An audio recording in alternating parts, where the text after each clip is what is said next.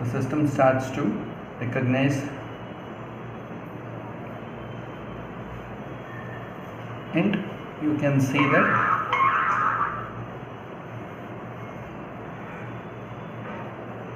it is recognizing my name as Ravi.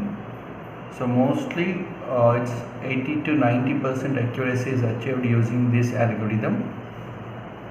And also what we are doing is we are sending this image to the Telegram app like a security purpose. So we can use this face recognition as a security purpose, and you can see here, so it has sent the image just now,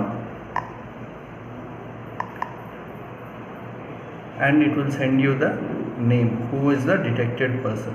So in this way it will send the detected person images.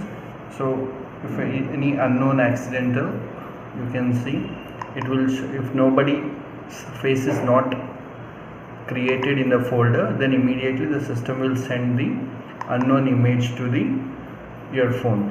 So based on this you can take the action. So initially the full face has to be within the system. Thank you for watching. Please subscribe for more videos.